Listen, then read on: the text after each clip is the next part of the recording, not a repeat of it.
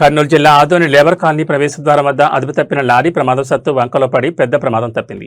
Ration బియ్యం loading కోసం వెళ్తున్న లారీ అదుపు తప్పి వంకలో పడి డ్రైవర్ నాగరాజుకు గాయాలయ్యాయి. ఈ విషయంపై ఎంహెచ్పిఎస్ నాయకుడు నూర్ అహ్మద్ మాట్లాడుతూ లేబర్ కాలనీ ప్రభుత్వ హైస్కూల్ పక్కనున్న కల్వర్టు మరియు వంకకు రక్షణ గోడ నిర్మించాలని కాలనీ వాసులు డిమాండ్ చేస్తారని గుర్తు చేశారు.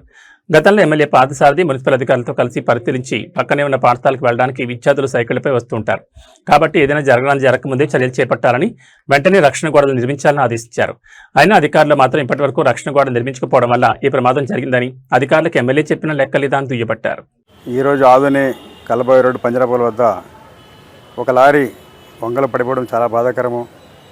మరి గతంలో ఈ యొక్క వంకకు రక్షణ గోడ లేకపోవడం వల్ల చాలా ప్రమాదంగా ఉందని గతంలో ఒక ప్రధాన పత్రికలో వచ్చినప్పటికి కూడా మరి మన ఆదోని ఎమ్మెల్యే పార్థసారథి గారు ఆ స్థలాన్ని సందర్శించి మున్సిపల్ అధికారులని, ఈ సంబంధిత అధికారులని ఆదేశించారు గోడ కట్టమని.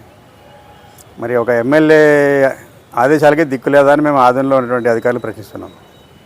కాబట్టి ఆదోని ఎమ్మెల్యే పార్థసారథి గారు ఖచ్చితంగా దీన్ని సీరియస్గా తీసుకొని సంబంధిత అధికారులని సస్పెండ్ చేయాలని ఎంహెచ్పిఎస్ డిమాండ్ చేస్తున్నాం.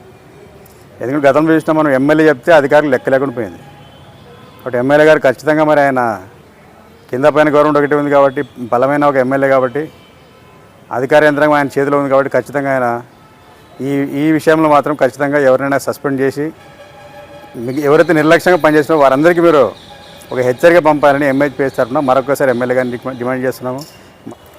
మరి వెంటనే మరి ఎమ్మెల్యే గారి ఆదేశానుసారము అధికారులు వెంటనే పంజరాపూల్ వద్ద ఉన్నటువంటి కాలువకు ఆ యొక్క రక్షణ గోడ నిర్మించి దానికి స్టిక్కర్లు అంటించి పెయింట్ కొట్టి కనబడే విధంగా చేసి ఖచ్చితంగా రాబోయే రోజుల్లో ప్రమాదం జరగకుండా కాపాడాలని ఎంహెచ్పిఎస్ తరఫున మేము మరొకసారి మనవి చేసుకుంటున్నాము.